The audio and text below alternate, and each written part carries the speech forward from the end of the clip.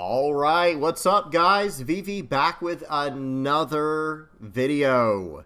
And in today's video, as you can see on the screen here, we're going to be having a little bit of fun today. We're going to be kind of brainstorming and analyzing the meta, talking about which of the three brothers is the strongest now, and kind of going into EB02, right? And going into OP11 for that matter. So that's what we're going to be tackling and talking about in today's video. We're going to be looking at the three brothers that came out in ST13. Okay, so that means we can only look at three different leaders right now: red, yellow, Sabo, blue, yellow, Ace, and black, yellow, Luffy, in no particular order. All right, so that will be the main focus of today's video. It's meant to be a more lighthearted, chill, fun video to check out. So let me go ahead and break it down for you real quick. First things first, we're going to be breaking down the deck list of each of the decks we're going to be looking at in today's video. Okay, because I want, especially for the newer players getting into the game, I want them to understand what's going on in these games. So in case they do run across ST13 at their locals, they can check out, they can make a choice based on that. And the good news is all three of these brothers are in ST13. You won't have to pick and choose between each one, but if you see ST13 and one of these decks looks interesting enough to try out for you, it'd be something worth picking up and trying out. So that's the first thing we're going to do, is check out each deck list for today's video. After that, we have 4 games on the sim. We have one of each leader, and we actually have 2 of Black, Yellow, Luffy, because one game was really quick, but I still wanted to talk about it. Excuse me. Okay, so we got 4 games to go over on the sim, and then after that, we'll head back to the deck list, and we'll wrap things up in that way. Okay, so with that in mind, let's do this, guys. Let's hop into it. I'm really hoping to see a lot of interaction in the comment section of today's video, because I want to know what you guys think is the absolute best of the three brothers right now. And again, that's only considering, we're not talking about green-purple Luffy.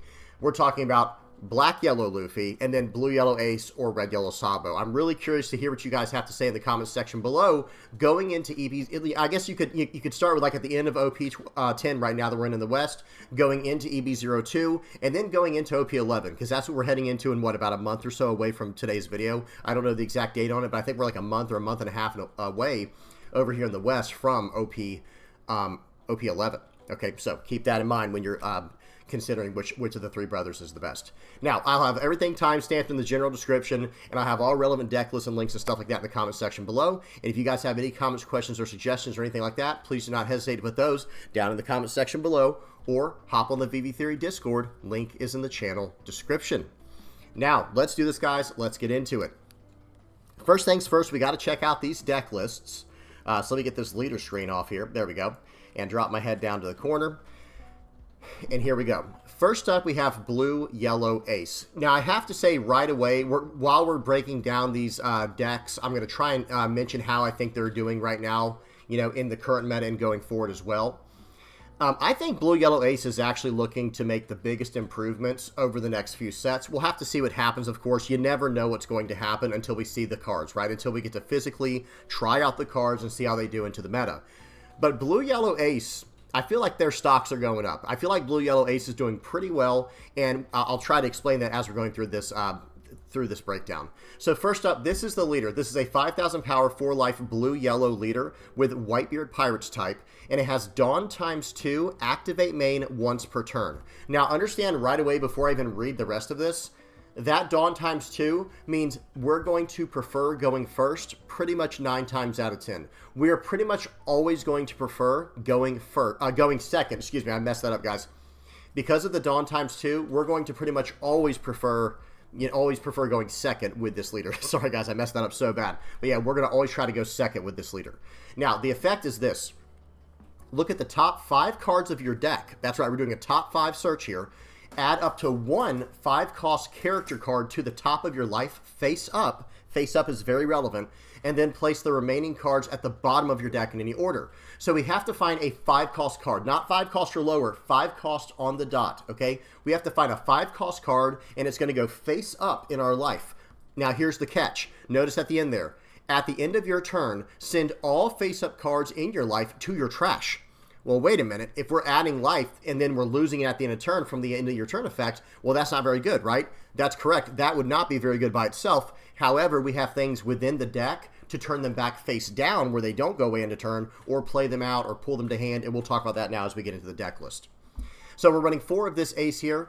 I'm going to go through the cards after I go through the count real quick. So we're going 4 of the blocker Ace, 4 Jozu, 3 Namuel, 4 Emporio Ivankov, 4 Viola, 4 Sanji, 4 Satori, 4 Hiyori, 3 Sabo, 4 Ace, 4 of the 5-cost Rush Ace, 4 Garp, 3,000 Worlds, 1 Gum Gum Red Rock, and 1 Gravity Blade Raging Tiger.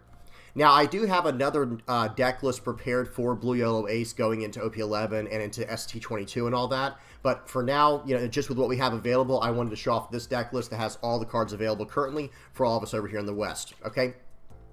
Now, understand how this deck works. So we have a lot of 5-cost cards. We got a 5-cost here Ace, a 5-cost Sabo, 5-cost the other Ace, the Rush Ace, and we're running 5-cost Satori, and that's pretty much all of it, right? So it's 4, 8, 12, 15. We have 15 5-cost cards in the deck.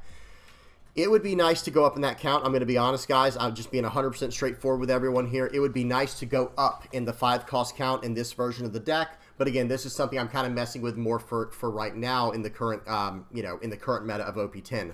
I think moving forward, we will have other options available. For example, we do know of a 5-cost Sabo, not this one that's on the screen right now. We know of a new 5-cost Sabo that's coming out in OP12 that looks like it might be absolutely incredible in this deck. And we'll see what happens in the future. Again, we have no idea what's going to happen in the future until it comes to us where we can try it out. But for the time being, I think this is a decent amount. I would not have less than 15 5-cost targets in your deck for searching with your leader, because when you start whiffing, when you start missing your searches with your leader, that's where this leader right here becomes very, very unattractive. People start really disliking that.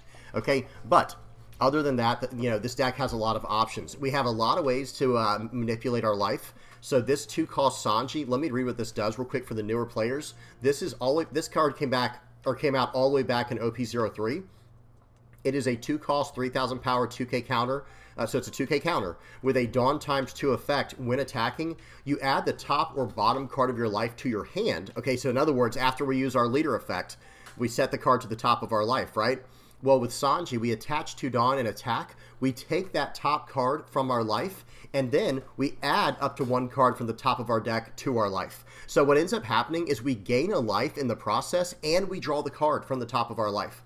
This card is pretty much a match made in heaven with this leader. They're too good to not run, if I'm being completely honest, guys. If you're trying out Blue Yellow Ace, just at least try this one time to see how powerful this interaction is. It allows you to take your first life very aggressively.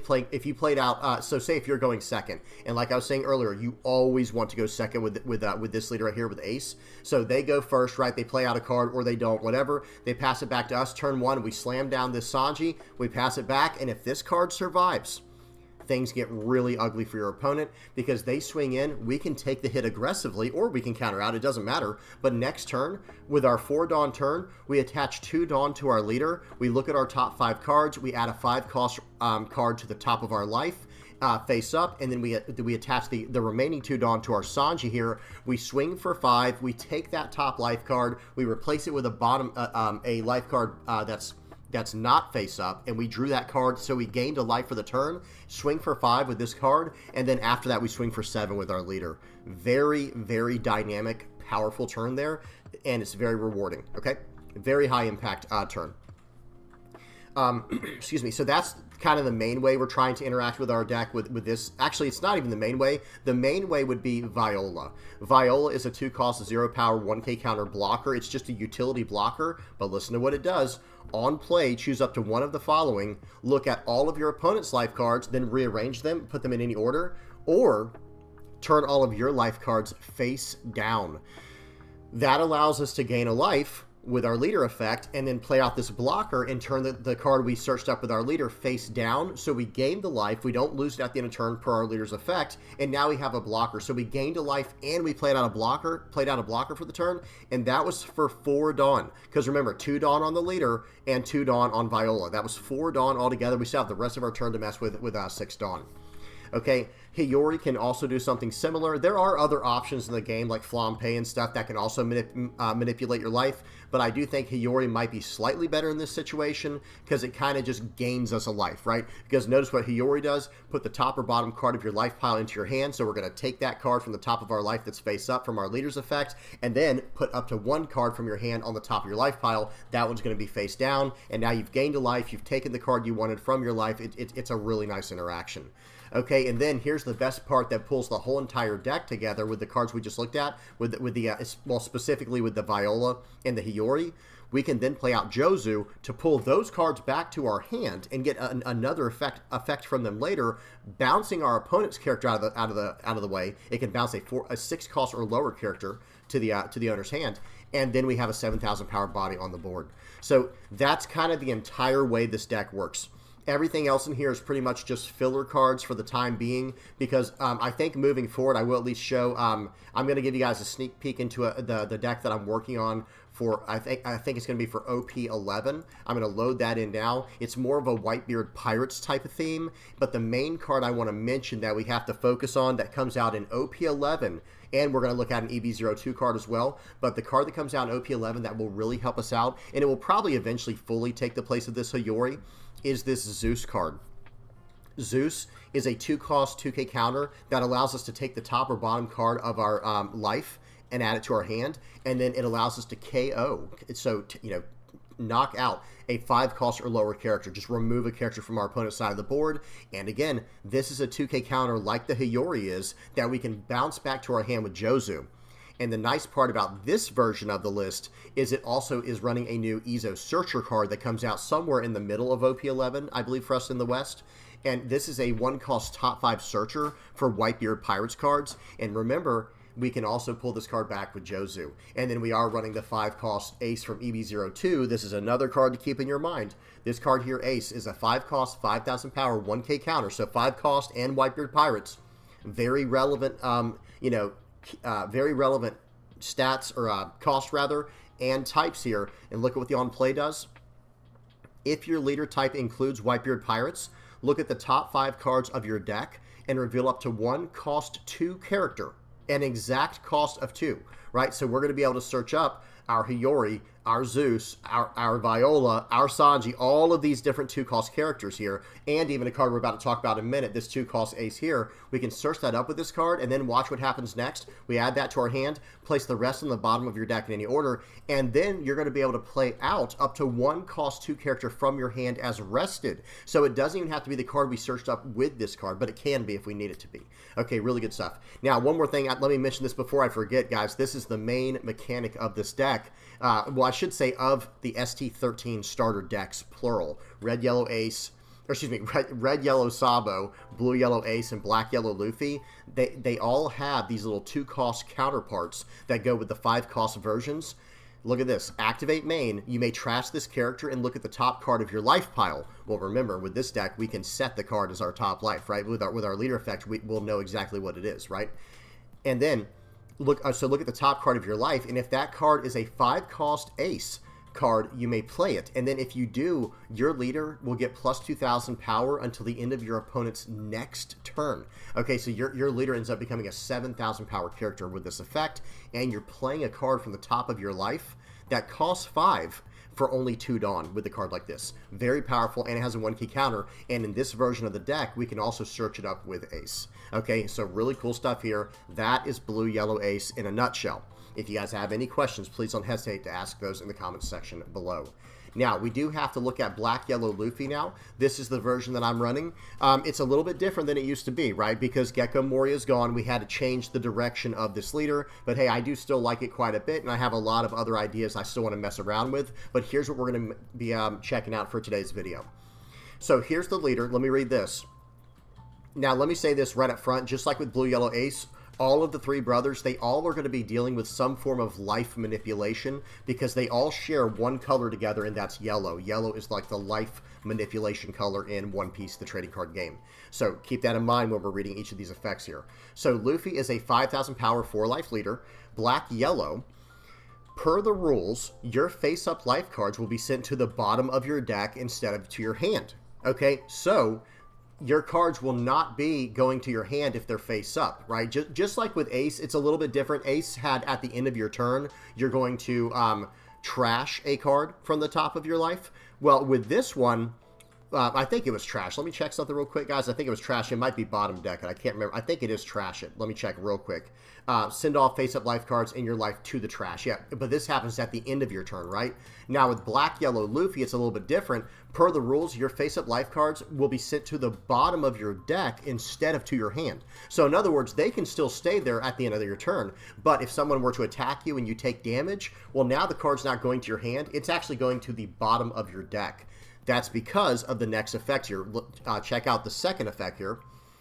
Dawn times 2, activate main once per turn. You may discard 1 card from your hand, and if your life is at 0 cards, you may add up to 2 5-cost characters, not 5 cost or lower, 5 cost on the dot, 5 cost characters from your hand or trash to your life face up.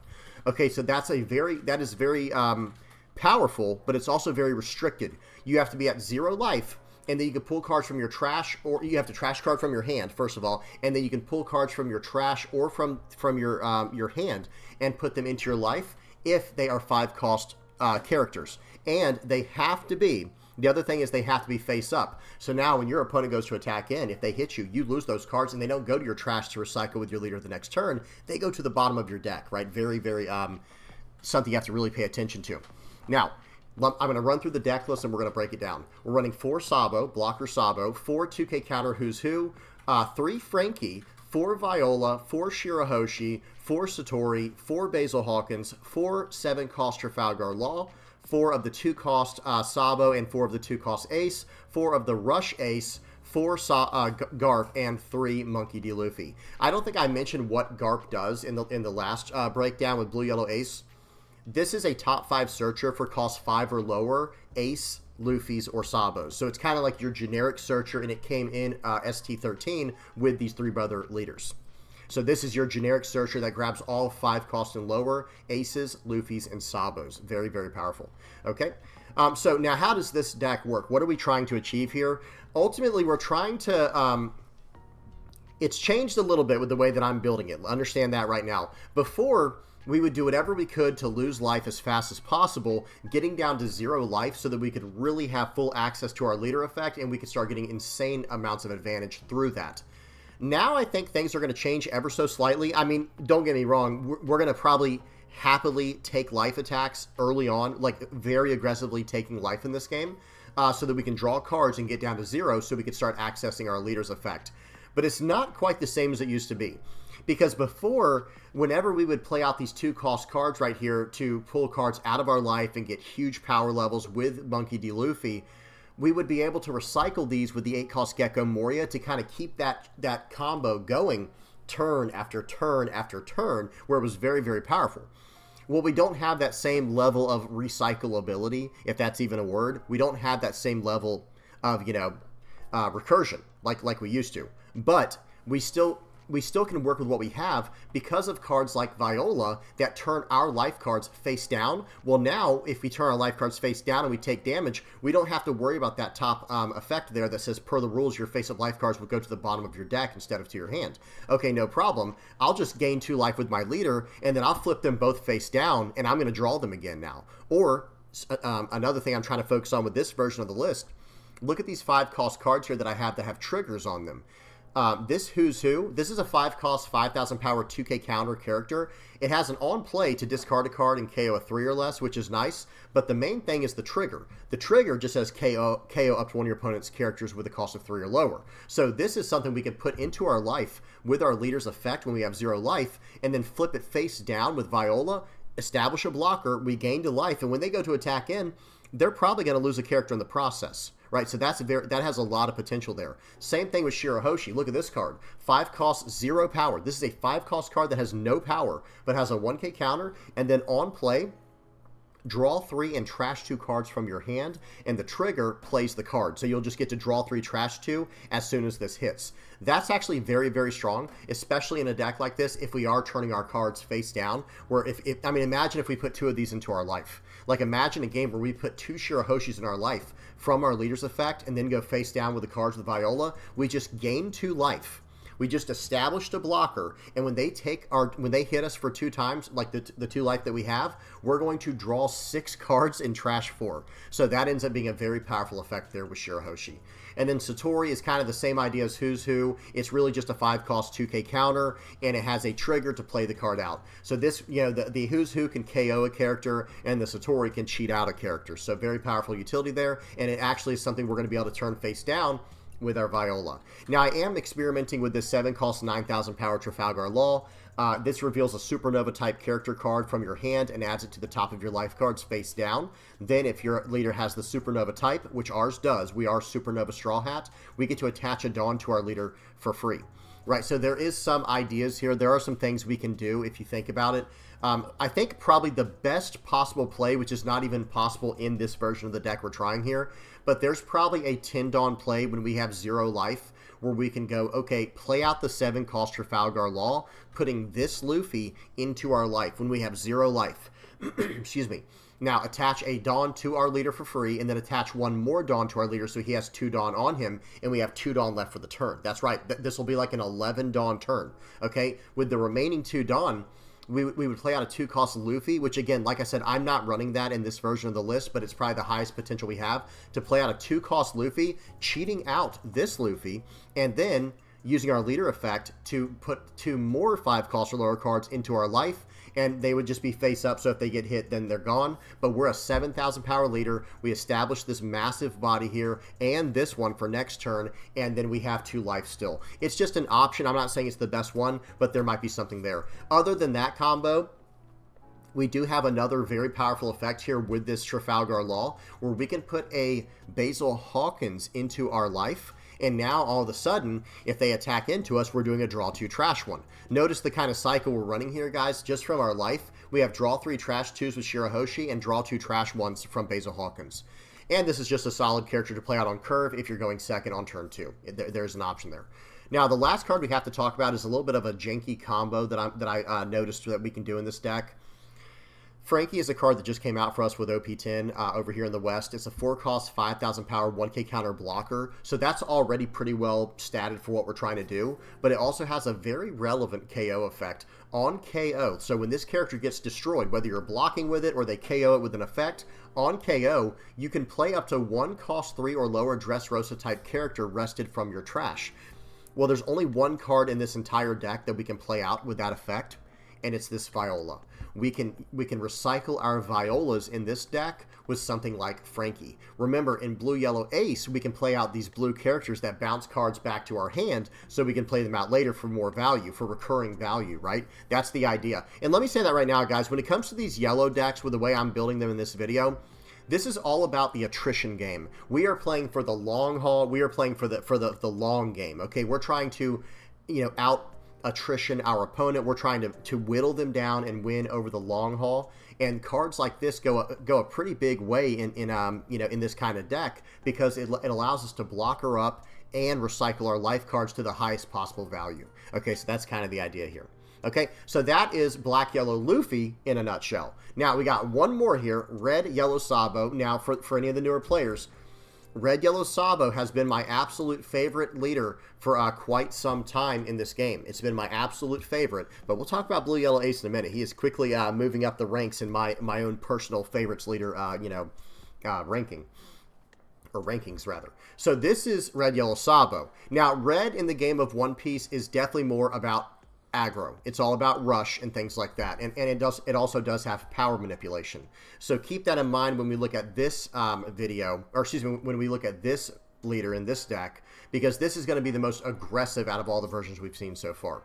So this is Red Yellow Sabo here. He is a 5,000 power 4-life leader with Dawn ×1, activate main. Once per turn, you may add one of your cost 3 or higher characters with 7,000 power or higher to the top of your life face up. Okay, so then you're going to give up to one of your other characters plus 2,000 power until the start of your next turn.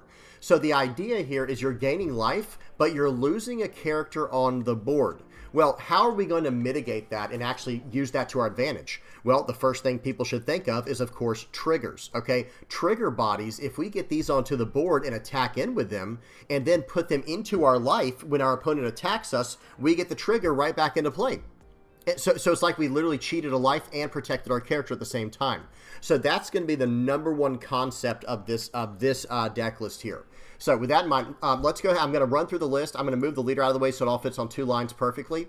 I'm going to run through the deck list real quick, and we'll talk about it. We'll break it down. We're running 2 Kitten Killers. We're running 4 Karasu. Now remember, Red Yellow Sabos is a Revo Army leader, so we do get the full value of this Karasu. Pause and read this if you don't know what it does. Okay?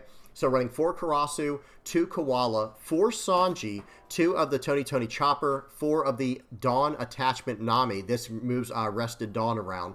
It's not the Searcher Nami. We're running 2 of the Unblockable Luffy, 4 of the new ST21 Rush Luffy, 4 Flampeys, 2 Satori, 2 Frankie, 2 Kuma. We'll talk about that in a minute. You can pick whichever one you want to. They're all there because they kind of fulfill the same role. Running 4 Ace, 4 of the 2-cost Ace, 4 of the 5-cost Ace, 4 Garp, and 4 of the 2-cost Luffy. Now, with this deck here, this list here is the most aggressive, but it still can play the attrition game. That's the beauty of it. I am at least going to show off for some of the newer players a list that's a little bit more controlling for Red Yellow Sabo. Notice this version here. This is not the one we're going to be showing off in today's video, but this is a version you can build right now if you do prefer the more controlling attrition-based lists, okay? Because this has lots of removal, okay, in the form of Ben Beckman, Katakuri, Edward Newgate, Mole Pistol, and Electromagnetic Cannon. And then it has plenty of power reduction as well in the form of Koala and the Gum Gum Mole Gun. This is meant to be a much more controlling list where we lock down our opponent, we gain life whenever we want to, because remember, with this card, with this leader here, just like with all the other brothers, all of them gain life in some way or another, right? Well, with Sabo, the way that we gain life is through characters on the board. Okay, so we have to have a character on the board that costs 3 or more and has 7,000 power or more. Now, understand what that means. This is a 6,000 power character. We can't put him into life unless we buff him to 7,000 power for the turn. We can attach a Dawn to him, push him into life, and buff a character with the secondary part of Sabo's effect, and now we've gained a life, and we can use this character's on-play effect when they attack into us, right? When we get it back to our hand, the next turn we can play it out again and use the on-play effect. So there's a lot of stuff going on there. There's a lot of different tricks that you can do with all of these leaders, but and Red Yellow Sabo is no exception. So with this version right here, this is more of a controlling version. This is not what I'm going to be showing off in today's video, but I just wanted to show that you can build it in a much more Outlast attrition style if you needed to. Okay, so for today's version, we're going to be using what a lot of people call the Goa Kingdom version, because the little 2-cost characters like Ace here and Luffy, these are they're Goa Kingdom type characters, okay, because that's just what it was in ST13, so it's like the Goa Kingdom version of the list is what they call it. And for those who might be wondering, like, well, why don't they call, you know, Black Yellow Luffy the Goa Kingdom version or Blue Yellow Ace? Well, the truth of the matter is, this will sound biased, but there is no bias in this. As much as I love Red Yellow Sabo, it is kind of just true that when it comes to the 3 brothers, Red Yellow Sabo has the widest range of decks that he can build. He has the largest deck building freedom because he doesn't have to build his entire deck around 5-cost characters like Blue Yellow Ace and Black Yellow Luffy do. Remember, guys, with this leader effect, it can be a cost 3 or higher character. So it can be any cost character as long as it's 3 or higher. So it can't be a 1-cost or a 2-cost, but it can be any cost 3 or higher character, and any character that you can get their power to 7,000 or more, you can put it right into your life from the field. So because of that, you see all kinds of different versions of Red Yellow Sabo out there. There are Trigger Rush aggro versions that just fully abuse the trigger mechanic with this leader's effect and that are super aggressive. Then there's versions like this that people call the Goa Kingdom version, where you're trying to pull out of your life with the 2-cost Goa Kingdom characters. And then there's even the control version that we just looked at, where it's more about controlling the board and gaining life in that way. Okay, so now, just to fully break down this list, this is a nice combination of the Trigger Rush aggro list, because this is it's really a hyper-aggressive list. However, it can kind of slow things down for a little bit by gaining life, and it does have a little bit of blockers. Not too much blocking power, but it does have a blocker here. Excuse me. And it can go to 7,000 power for the leader very easily with cards like Ace here. So we can actually smash into the board if we need to, and then go from there, right? So that's kind of the logic. That's the idea here. But I will say this list is meant to be a very aggressive list. You know, typically speaking, you're going to want to go full-on aggro. You can go a little more mid-range and controlling, where you slow down the tempo just a little bit, establish a board, and then go for an OTK combo later in the game with cards like this 2-cost Ace or this 2-cost Luffy. You can do that, but that's probably... you should probably save that for when you have no other choice. But generally speaking, you're going to want to play out on a curve. You're going to go turn 1, play out the little the Nami here. In this deck, you're going to want to go first. So remember, with Ace, the blue-yellow Ace leader, you're going to want to go second 9 times out of 10. With black-yellow Luffy, I haven't figured that out yet with the new version. I don't mind going first, but I also don't mind going second. But with red-yellow Sabo, you're probably going to want to go first most of the time. Put the aggression on, put the aggro on, especially since we are running this 1-cost Nami and this 1-cost Searcher. We have 8 1-drops we can slam down and go from there.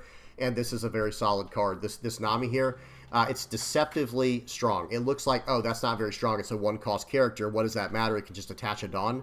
Well, with this deck, it's actually very relevant, because if we can use a free Dawn to attach to a character like this for a turn, that completely changes the math on lethal sometimes, and it allows us to go for game in situations we probably couldn't have, just by having access to 1 extra Dawn. So the card's actually very good.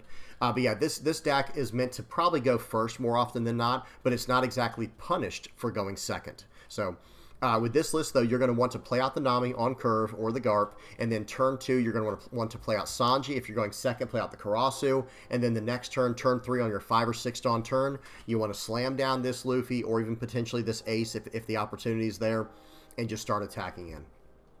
That's basically how this how red yellow Sabo works. And then you're going to kind of rinse and repeat, because this deck here is more about fundamentals. Because what you're going to do after you attack him with this Luffy is you're going to use the extra Dawn for the turn to attach to your leader or do whatever else, but you need 1 Dawn on your leader for the leader's effect. And you're going to put your cards that are on the board into your life.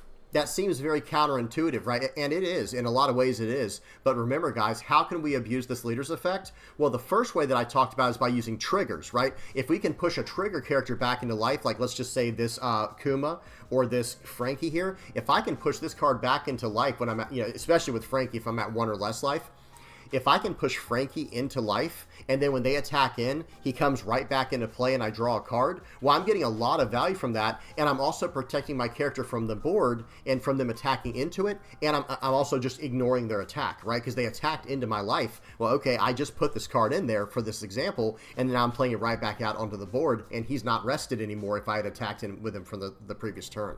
So one way to abuse our leader's effect is with triggers. The other way is with rush characters. So, for example, with a character like Kid, with this character here, a character like Kid and Killer, this is a 4-cost 5,000 power rush character, and when attacking, if your opponent has 2 or less life cards, this character gains plus 2,000 power to the end of until the end of the turn. So, what we can do is, if we attack in for 7 with this character here, which is what that's what this character will do if your opponent has 2 or less life. You attack in without any Dawn attached, he gets buffed to 7,000 power. Well, guess what? He has a cost of 3 or higher, and he has 7,000 power or more. Well, now with 1 extra Dawn, so 5 Dawn, 4 for the Kid and Killer, and 1 on our leader, we can now push this card into our life and go from there, right? And buffing a character on the board. There's a lot of sequencing things that come into play when it comes to mastering red yellow Sabo, but that's for a later conversation, right? But anyway, using the trigger characters and the rush characters, that is the absolute best way to abuse red yellow Sabo's leader effect. All right, well, that's about it, guys. That's a full breakdown. That was all 3 of the brothers in a nutshell. Now we're going to head over to some games on the sim. Let's go ahead and see how these decks work. Let's check these out and see them in action. So first up, we have a game of blue-yellow Ace versus blue Boa. Volume is off, speed is on 2x, and here we go. Now, I am going to, of course, comment over these games, but I'm also going to try to talk about what I think about each leader in the meta currently and going into EB02 and OP12, or OP11 rather. Okay, now real quick, Boa went first. They're going to play out the Trafalgar Law and then pass it back to us. We're going to go second. We're going to play out the Sanji. That's a great start for us. And now Boa's going to follow up with a Kaya on the board and do a draw 2, trash 2. Now, real quick, like I was saying, Red Yellow Sabo has been my favorite leader for quite some time here on the channel, but Blue Yellow Ace is quickly starting to work his way up in my ranking system, in my tier rankings here, you know, my tier list, my own personal list, right? So here we go. We're going to use the leader effect. We're going to put Ace on top of life. We're going to swing for 5. Grabbing the card that we just got on there, guys. Do you understand what just happened there? We used our leader effect first. Sequencing is a big thing in One Piece, the trading card game. We used our leader's effect first to do a top 5 search and put a 5-cost character on top of our life face up. Well, now at the end of the turn, we're going to lose that card. That's where Sanji comes in, or cards like Viola or whatever. Okay, we are going to now. Before attacking with our leader for 7, we're going to attack for 5 with our Sanji first. That card takes the top card from our life and puts it into our hand. It was face up, but the card it puts back on top of life is face down. So we just gained a life, and we drew the card for the turn that we put there with our ace that we set there, and now we're swinging for we swing for 5 first doing that, and now we're swinging for 7. They give us the blocker already. We will take that, guys. Seems good. Now, back to what I was saying. Actually, I'll probably have to just commentate this game and wrap it up at the end here because so much is going on. They push the card, the Sanji, back to our hand with their 4-cost Trafalgar Law, bouncing Kaya back to their hand. We 2K counter out. It's our turn. We play out the Garp here. We're going to establish another Garp. I'm trying to search up some 2-cost characters here so I can combo my ace, but I can't find any. I can't find any 2-cost characters. We're going to swing for 6 and play out the Emporio Ivankov. Now, real quick, what does Emporio Ivankov even do? I didn't actually go over that in the breakdown. It is a 3-cost, 4,000 power character. Let me see if we can go back real quick just so it's on the screen. Let me hit play. Okay, so we're going to swing here, and then we're going to play out the Ivankov. I couldn't get it in time. Whatever the case is, Ivankov is a 3-cost, 4,000 power character with a 1K counter, and it has on play, reveal the top card of your deck, and then play it. If it's a 2-cost character, you don't have to. You can choose to play it, and then if you do, if you play it, it goes into play, just like you saw there with the Sanji. That's how I got that card from the top of my deck.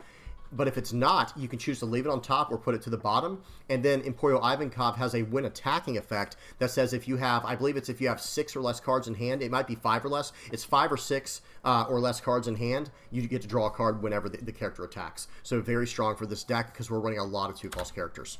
Okay, and that was a blind rip. I did not set that Sanji there. That was just lucky. We'll take it, though. We'll take it. So they're doing more searching with Kaya. They're fixing their hand.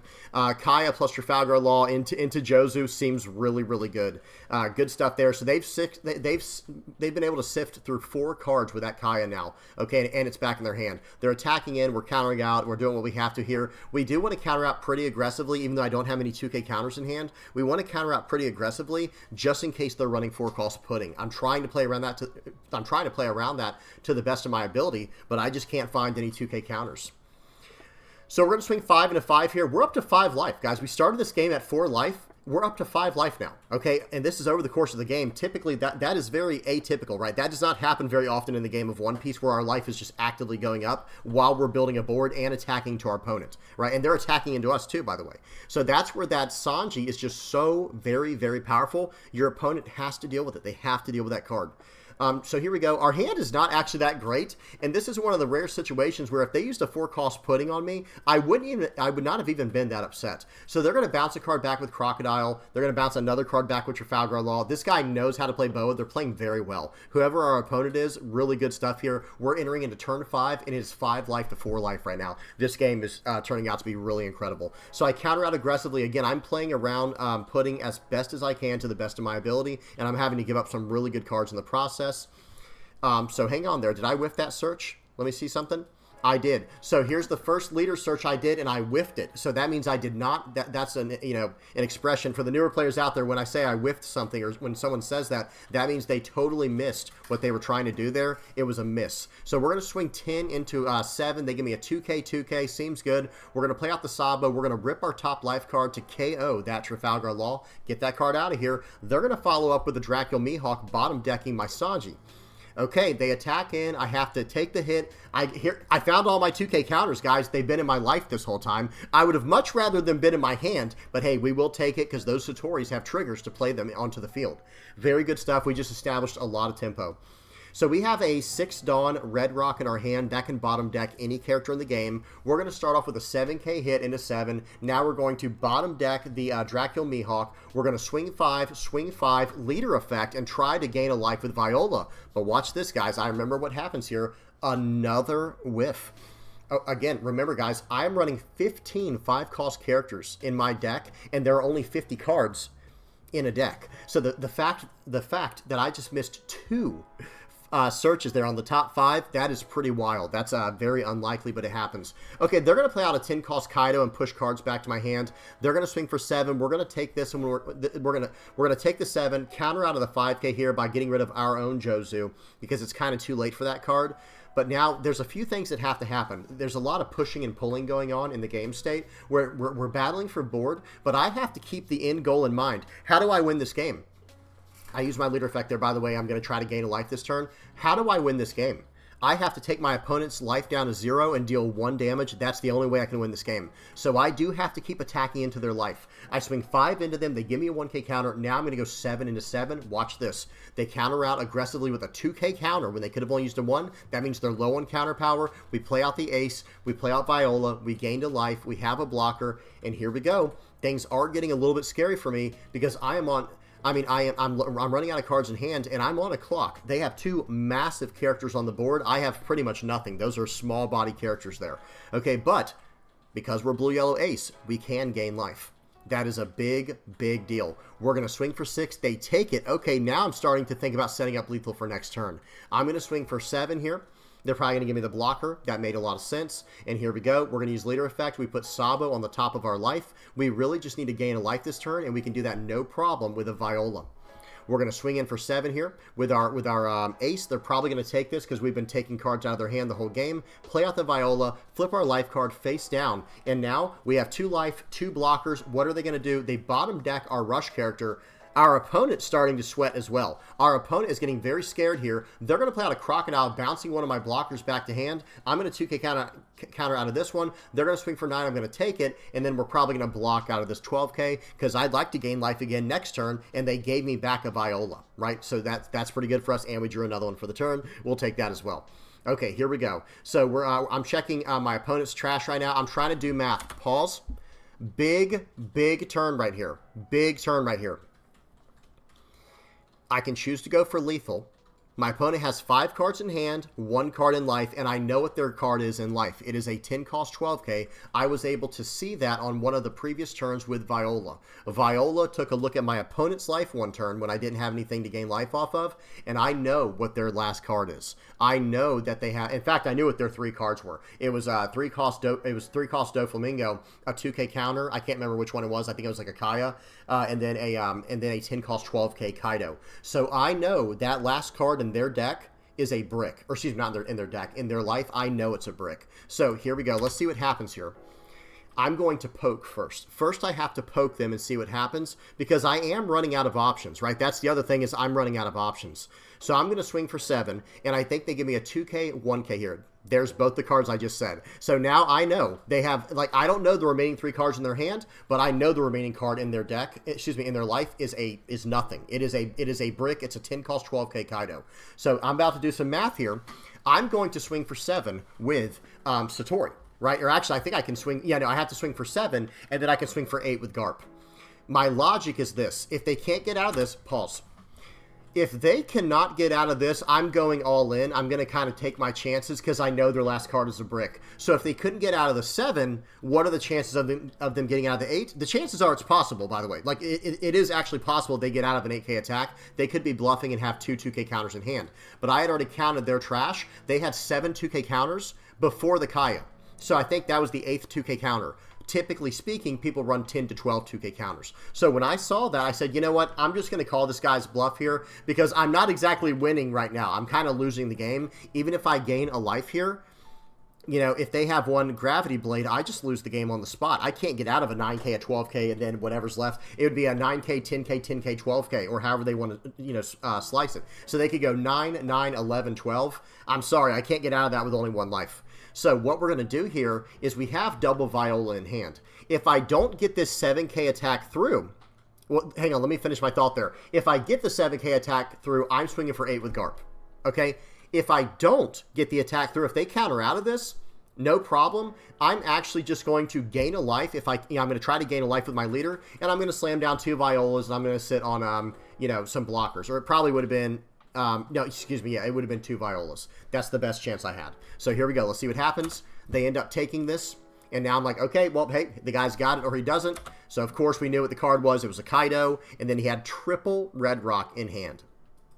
That is not what you want to see against this deck, because the biggest character I'm running currently in this version of Blue Yellow Ace is a 6-cost character, Jozu. That's the biggest character I'm running. Everything else is under that. Pretty much a dead card in hand against me. But yeah, great game to my opponent. That was a really fun one. And now let me sum up what I was saying earlier about Ace. I'm really starting to fall in love with the way this leader plays. This is a highly technical, very, very skill-intensive deck to play. It is not easy to play, when you're doing everything correctly. And I don't know if we fully have the list figured out just yet. So we'll have to see what happens. But I'm really starting to like this leader. Going into EB02, I'll have to do some testing to see how it does into Green Purple Luffy, because that's becoming a big threat. But going into EB02 with Green Purple Luffy and going into OP11 with Blue Purple Luffy, those are both basically 6,000 power leaders. Well, given how our leader effect works, I don't think that's going to be too hard for us to deal with, because we're always going to try to do our leader effect, right? Where we attach Student onto our leader and go from there. Well, if that's the case, we're swinging for 7, and a lot of times, if we adjust this list around, we might be able to be a 7,000 power leader against them more often than not. We'll have to see what happens. Blue Yellow Ace, though, feels very, very strong right now. Okay, now, moving on to the next game. We got a game of Red Yellow Sabo up next. Okay, volume is off, speed is on 2x, and here we go. I have to say this right now, guys. I don't know what the exact cost is right now for ST13, but if you've been thinking about getting it, let me pause. The game's going by so fast. ST13 is an incredible point to enter into this game with, just because of what all it offers. These 3 brothers here, they have been good for quite some time. Like, they really are just a solid group of leaders where you can kind of build them in so many different ways. It offers so much. And this is a block 2 card. Some people are starting to get really concerned with how block rotations work and things like that. They don't really know what to expect, especially newer players getting into the game. They don't want to spend a lot of money on cards that might be rotating out in less than a year, right? Understandable, 100% understandable, but hear me out. This is a block 2 set of leaders, however you want to say that, so you're getting at least 1 more year with these cards, right? So really good stuff here. I highly, highly recommend the ST13 starter deck for those who might not already, have it, or for people who are getting into the game. It just gives you so many options. Think about it, guys. In one starter deck, it spans across 4 different colors: red, yellow, black, and blue. Okay, it spans across 4 different colors, and it has pretty much every type of game style you can play amongst those leaders, whether you want to go aggro, mid-range, or control. It can kind of do it all. You can build it in whatever way you want to. Now, let's get back into this game. I'm going to restart because we're still only 20 seconds in. Here we go. We got a game of Red Yellow Sabo versus Blue Nami. Blue Nami, alternate win condition leader, trying to mill themselves out to win the game. Okay, we're going to start off by playing out Flampe for a few reasons. There's a reason I run Flampe. It doesn't just draw 2 cards like you saw it do. It draws a card from life, and it draws a card from the top of deck.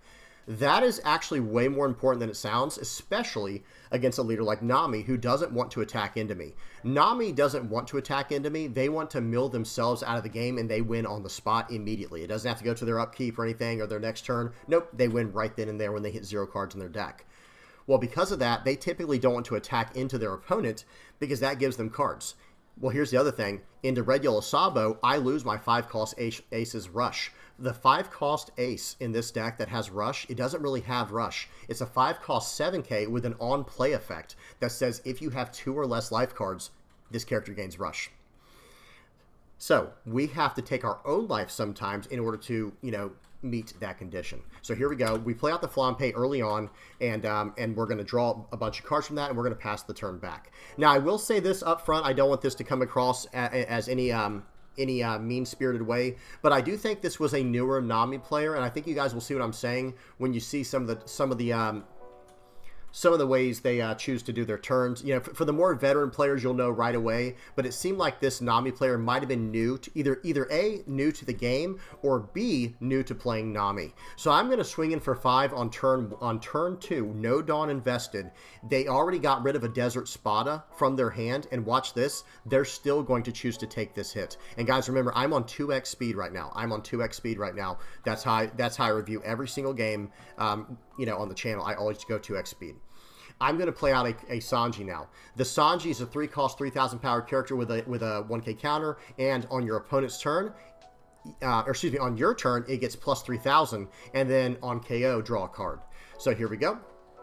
They have 1 Dawn active. They keep tapping out very aggressively. I'm going to use my I'm going to use another Flampe to go down to 2 life. That's where I want to be at. And now I'm going to start attacking it with my board. I can't really develop much, unfortunately. I kind of have a slow game right now, to be honest, guys. I don't have a lot going on for me, but that's okay. We're going to make do with what we have. We're going to try to make the best of it. We're going to swing for 7, guys. Let me say right now, pause. I've seen so many people play against Nami and do things that seem a little bit odd to me, a little bit awkward. But hear me out. I think the magic number swinging against Nami, it's not like 11, 13, 15. It's not these massive numbers that are going to take you to the end of the game to get to. 7, well, let me say it like this. Whatever Nami's power is, which is 5,000 right now, she does have ways to buff to 6,000 with something like White Snake. Always swing 2,000 over whatever Nami is. Because here's why I say that. If you swing for 2,000 over what Nami is, she will always have to give you one of 2 things. Either A, she's going to have to give you 2 cards from hand, like in the case of Gum Gum Giant Gavel, that costs 1 and a card from hand, right? You give up the gavel and you trash a card. Or it's going to cost them 2 Dawn. It's one of those 2 things. That's the rule. So whenever you're going against Nami, you want to go as wide on the board as possible, as fast as possible, and always swing 2,000 power over whatever their current power is on the Nami. Okay? Have to get that out of the way right now, because I've seen so many people lose games trying to go super tall attacks on the board, and they just go, oh, okay, I'll take that hit. You know, they end up just taking the hit and saving all their power, you know, all their counter power in hand. It all depends on the situation. So they counter out of that attack with a Gum Gum Giant Gavel. We'll take it, and then we swing in for 7. They take that one, and now we're going to just play out probably a Garp or maybe a Nami. Okay, they end up getting a Deathwink trigger, which pushes the Sanji back to my hand. They're slowing me down even more, so that was a very good situation there for the Nami. They used Deathwink, the trigger, when they took that hit. They bounced back one of my characters to my hand. That really hurt me, guys. That really, really hurt. However, we're still doing fine. We have some really strong cards in hand, but we're going first. I think we would have probably preferred going second, but it's hard to say because of that card on the screen right now. Pause and read that if you don't know what it does. That card allows them to really do some searching and set the bottom of their deck, which is very relevant for Nami. So they're going to swing in for 5 here. We're just going to take it. We would love to get as many cards in our hand as possible because Nami doesn't run pudding. At least not generally speaking. Who knows? After someone hearing that, someone might say, okay, well, now I'm going to start running pudding in my deck. You know, you never know what happened. What people might do. So they're going to play out Apis here. They're going to trash the Nojiko and the Desert Spada. They're trying to fix their hand. Let's see what they search up. They search up a Kaya. Very solid 2k counter there. They might even use that right now because they'll still have 3 Dawn left for the turn for them to do all kinds of different event tricks and shenanigans. But they get rid of an Arabesque Brick Fist. That bounces the Kaya back to do more searching. That was a little bit odd. And they trashed a Sanji's Pilaf. Again, there have been signs this game that, like I said, this might be a newer player. Let's be nice, right? You know, you never know. You never know who you're playing against on the sim. Okay, so now we are going to start developing characters. We're going to swing for 7. That's fine with me. They have 3 cards in hand. That's fine if they want to start using their Love Love Mellows right now, or their Gum Gum Giant Gavels, or whatever they're trying to play. Even Death Wish, or Deathwink rather. They're going to use the Love Love Beam, and they're going to get out of that. Now we're swinging in for 7. There's only 1 card that can get out of this, really, and it's Gum Gum Giant Gavel, unless they want to give me multiple cards from hand. It's a Gum Gum Giant Gavel, and they gave me a Kaya. I'm fine with that interaction, right, guys? Now, let me say this. If you're a Nami player and you're listening in on this, don't be afraid to take some of these early hits if you're going to go down to 2 cards in hand, right? Like, rather than going down to 2 cards in hand, maybe take a hit or 2 and just try to come back next turn. Because once you start getting down this low in card size, and look at this, guys, this was a clear indicator. This is not how this card works. Pause. That Nami is meant to attack for nothing. You just turn it sideways and you do a top 5 search. Attaching 5 Dawn to Nami, this was, like I said, this was a clear sign to me that this must be a new player. Not even just new to Nami, like a new player in the game, but that's okay, right, guys? That's why that's why I make videos like this. That's why we talk about it, so that way they can learn. So they're going to swing for 5. I'm going to counter out of this so they don't try to, like, you know, OTK me when I'm at 0 life for 9 with their leader. I could get out of it, but still at what cost? It's not worth it. So right here, whoops, sorry guys, I didn't hit play, did I? Oh no, they're doing a search still. They find a snake dance with that search there. I'm going to 1K counter out of it. Let's see what they choose to do next. They're attaching a Dawn to their leader. They have 3 Dawn left, guys. They're in so much trouble. They're going to swing for 6 into my guy, into my Luffy. I'm just going to 1K counter out of that. And now it's our turn. And we're on a 9 Dawn turn. We're going to go 1 into 1. He's probably not going to save that. Thank goodness he doesn't save that card. That would have made me very upset if he had. Not because of any other reason other than the fact that it would hurt him. It would not help him. it would help me if he saved that card, because I could swing 1K more into it for nothing, you know, just for a Flampe. So there you go. Flampe's beating up on characters in this game. Flampe just beat up Nami in this game, guys. How crazy is that? So we're swinging for 7. So we play out the Sanji, and then we attack with Luffy in that order because we needed Rested Dawn to get the full effect of our Luffy there. They use a Snake Dance, bouncing a card back to hand. But I'm just going super aggressive now. We're just going super aggressive. We're going to swing for 7, and then we're probably just going to swing for 6 with the leader and pass the turn. A lot of the waiting we're doing right now is waiting for our opponent to figure out what they want to do, and that's okay. No big deal there. And here we go, waiting to see if they got a trigger. Did they get another Deathwink trigger? That would be brutal. That trigger can bounce a 7 cost or lower character. So if they got another Deathwink trigger, which they did, that would frustrate me. And they bounced back the Sanji. So again, it's one of those like head scratcher moments. Like, wait, what? Why would you bounce back the Sanji? I guess it doesn't have rush. Maybe that's the logic. That's thinking back on it, that was a fair like idea there. But honestly, at this stage of the game against this matchup, Dawn is the only thing that matters. I need to be able to use my Dawn to buff my characters, or I'm probably not going to make it, you know, to the finish line against Nami. Okay, so here we go. They play out Akaya. This has been a very odd game. This was one of the stranger games of Nami that I've ever played, but hey, not a big deal. This was a lot of fun. The game of One Piece is fun, guys. If you're a newer player listening in, like wondering if you're going to enjoy this game is a blast. It is an absolute blast. They're going to swing for 6 and a 6. We're going to very confidently and comfortably get out of that with a 1K counter there. And then now... So I have a sequencing issue this turn. Okay, so watch this. I swing for 7. Watch what happens here, guys. They use Deathwink to get out of that. Very nice. And draw up to 2 cards. Very good. Now I play out the Kid Killer and swing for 7. This part's all fine. Everything up to this point was completely fine. But watch this. We have a little bit of a blunder here on my part. Just a straight up misplay. Just a straight up inaccuracy.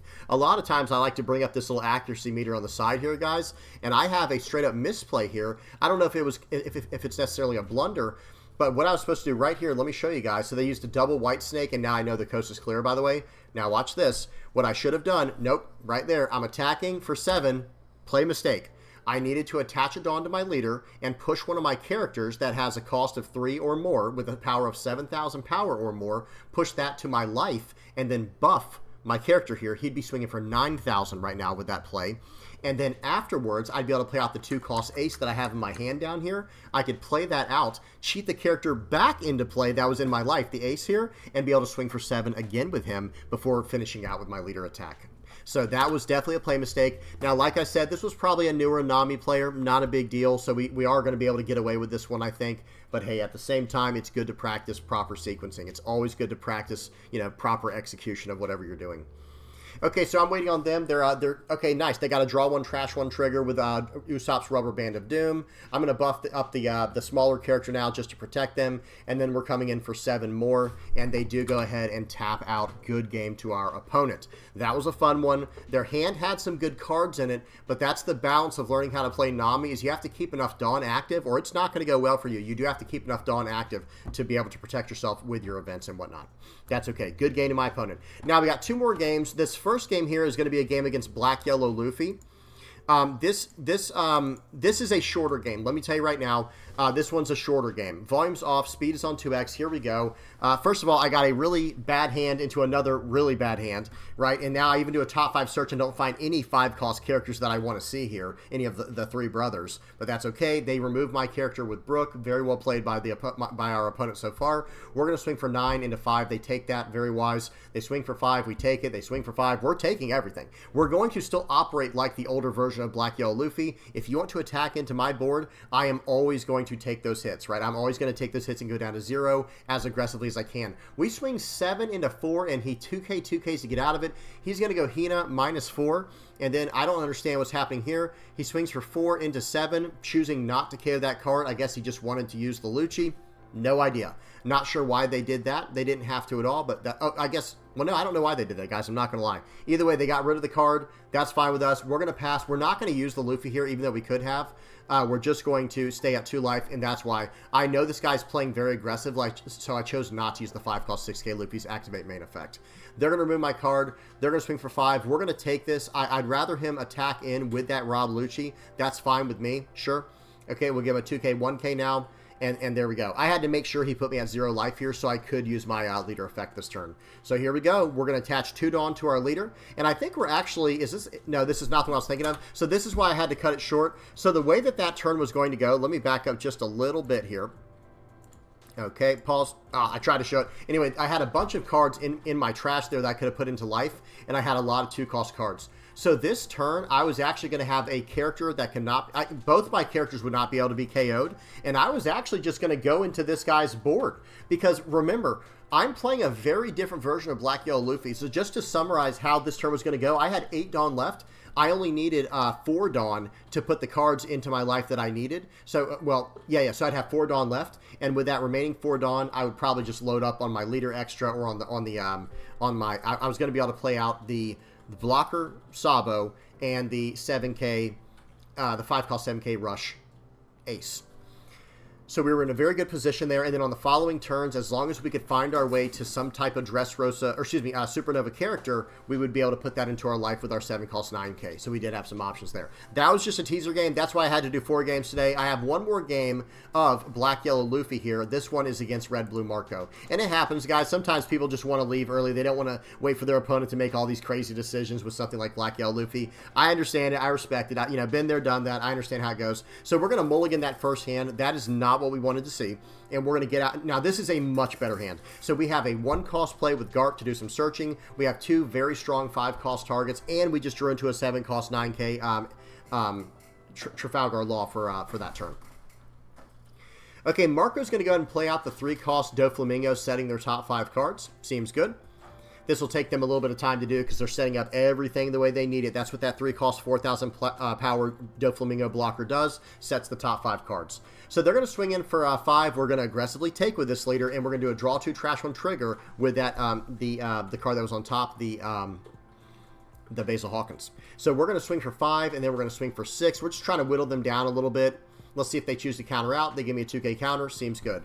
Okay, so we're staying aggressive. We don't care if they attack into our Garp. We want them to keep attacking us so we can draw cards from our life and get down to 0 for our leader's effect. We're doing just fine right now. We're doing just fine.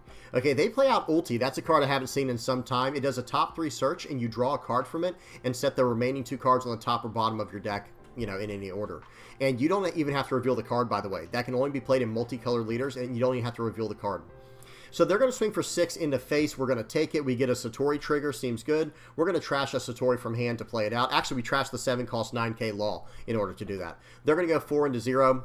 We're fine with it. Now we actually are going to go into their board. I would love to go into their board. We go 5 into 4. That's going to cost a 2K counter from hand. Seems good. We'll go 6 into 4. See if he wants to save that. The answer is no, he doesn't. We're going to play out the Luffy here. We're going to take our own life card very, very aggressively. That was a little bit dangerous because they do have 2 attacks they can commit this turn for 8 and 9. But we can get out of both of them, to be honest. We probably could only get out of... Wait, 7? No, I think we could actually get out of both of them if we had to, but we're not going to. We're going to take the first hit. We're going to counter out of that one. They did Gravity Blade our characters off the board. Seems good. Okay, so we're going to go 7 into 5 here. So I'm not playing like traditional Black Yellow Luffy, right? Typically speaking, Black Yellow Luffy would go for the would go for face. They don't care about the board because they're going to be a 9,000 power leader for the whole game. So if you want to swing a 5K into a 9K, be my guest. That'll cost you 4 Dawn minimum invested just for each one of your attacks. But because we're playing a little bit differently, we have to do, we have to do a whole different order here. We're going to go ahead and play out a bunch of cards here. So we, sorry guys, we played out the Sabo. We gained 2 life. So we have 2 life now to play with. But remember, they're face up. So if our opponent attacks into us and we lose this life, guess what happens? It goes to the bottom of the deck. Not to the trash for us to use later. It goes to the bottom of the deck. And that's per the rules of our leader. Not rules in the game. That's per the rules of this specific leader, Black Yellow Luffy. So they're going to play out a Rayleigh here. They're going to KO the Garp. That's fine. We technically did that in the wrong order, but I think we searched up the Garp with the Sabo. So we're going to take that 6K hit here kind of greedily because I want to be able to play out this Sabo and then gain 2 life again this turn. So we're going to play out the Sabo here. Very nice. We actually get into a Trafalgar Law and a Basil Hawkins. I think we're going to trash some cards in hand here. We'll get rid of a 2K counter and a blocker, and now we're actually going to play out the 7 cost 9K right here, guys, I think. I'm pretty sure. Watch this. We're going to play out the Trafalgar Law, attach a Dawn to our leader, attach another Dawn to our leader, swing for 9. We have 2 blockers. They cannot be KO'd. We have 1 life that we're actually going to draw to hand, and it's a trigger, draw 2, trash 1. We just set it there with the 7 cost 9K, and we have a lot of counter power in hand. We're doing just fine, and we're a 7,000 power leader. So we're actually very defensively, we're doing very well right now. We're in a very good spot defensively. They cannot even attack into us with their leader this turn. So they're going to play out the Sanji. They set that up where they would play out the Newgate. Very, very powerful interaction there. So they did end up buffing their leader with the Newgate, swinging into us for 8. We take that, do a draw 2, trash 1 trigger. Now we're just going to counter out of this with a 2K counter. Okay. I'm pretty sure we just counter. We should definitely counter out of this. It looks like I'm considering blocking. I'm not sure what's going on here. Yeah, we're going to counter out with the 2K. Very nice. And here we go. All right, that was not a bad top deck. I have to tell you right now, that top deck was not bad. We're going to go 9 into 7 here. He ends up taking that. And now I think we're probably going to try to gain some life here with our leader and maybe get a rush in with the 2 cost ace. So we're going to put double ace in here. Those are 2 cards I'm not really scared to lose. If I lose them, it's not the end of the world kind of thing. It's not the worst case scenario. We're going to go 7 into 7. He should definitely counter out of this. It's a 1K counter. Very well played. And now we're probably going to swing in for 8 here. Or excuse me, we're going to swing for 10 into 8, getting some cards out of their hand. Because that, that gets the card off the, otherwise it'd get the card off the board. And now we can slam down another blocker. We can get rid of the ace in our hand because that's a brick. And we'll probably get rid of this 2 cost Viola. Okay, so we have 1 life. We have 3 blockers. We have 5K counter in hand. And we have 7,000 power for our leader. We're actually in a decent position here. Okay, we're in a very decent position. It's not great, but it's not bad. And there's no reason to go for the 9,000 power body on the board. That would be my easiest thing to counter out of. And I have all these blockers, so I'm not worried about it. Yeah, we're just in a great spot. We're actually in a very good spot. I think if I were playing as the Marco here, I would have probably at least gone for the ace on the board, just in case. Because I would have let that go. To be fair, I would have actually just let the ace go. So they would have gotten a character off the board, and maybe they could have played more defensively. But I don't know what's in their hand. I don't even know what's in their deck. They're running ulti and all kinds of crazy stuff. Okay, so they swing in for 9 there. I think they swung in for 9, and I think we ended up just taking that hit. Is that what that was? Yeah, I think we took that hit. So now they're coming in for 10. And I think what we're going to do here is get out of this one with 2K, because there is no way for them to get out of it now. Like, okay, even if they had played out a Gravity Blade, we still had a blocker. So we block out of that one, we block out of that one, and here we go. Here we go. We're going to have to go for lethal now. We can gain a life, but what will that help us? I'm going to swing for 7, and then we have lethal calculated. Watch this. Okay, they have 2 cards in hand, right? 2 cards in hand. So even if they're both 2K counters, that will take him from 5 to 7 to 9. Well, we're swinging him for 9, so that's going to go through no matter what. If he gets another card, even if that is a 2K counter, they can't get out of 11. So we can swing 9, swing 11, GG. Even if it's a Gravity Blade to bottom deck my Sabo, I can go for 15 on my leader. Good game. This one's over. Okay, so here we go. We're swinging in for 9, and then we're going to put 6 on this guy. We're going to swing for 11, and like I said, no matter what is in their hand, the only way they could get out of that is if they had Dawn available or some type of blocker to get in the way. Good game to my opponent. That was a fun one. Now, just to kind of summarize, guys, I'm just going to bring up, let me see if I bring up ST13, if it will bring up all the leaders. Perfect, it does. So this was, this was the red, yellow, Sabo list up top here. I'm going to move my face down to the bottom. This is the ST13 starter deck. Like, this is the entire thing here. Red, yellow Sabo, blue, yellow Ace, black, yellow Luffy.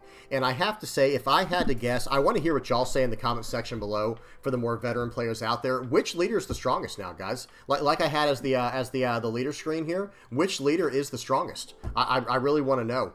I honestly think that red, yellow Sabo and blue, yellow Ace have just completely surpassed black, yellow Luffy now. I mean, I know people are probably laughing like, yeah, well, it's not nearly as good as it used to be. I still think black, yellow Luffy might have some potential. It might have some chance. But let me say this. Red, yellow Sabo, I think, is going to be doing very well into some of these new purple decks. Like green, purple Luffy, blue, purple Luffy. I think red, yellow Sabo is going to be doing just fine. Now, some people might say something along the lines of like, well, yeah, but why not just run Bello Betty at that point? Sure, that's fine. You know, you can make that argument. That's fine. Bello Betty, for those who are not aware, for the newer players, Bello Betty is a red-yellow leader as well, just like Sabo is. They're both Revo Army, and they kind of have the same level of aggression, of intensity that they can present to the table. And Bello Betty is even more aggro than Sabo. There's not really any life tricks that you're going to do with the leader effect. There are life tricks you can do within yellow at all times, but the leader effect is all about just buffing your board very aggressively.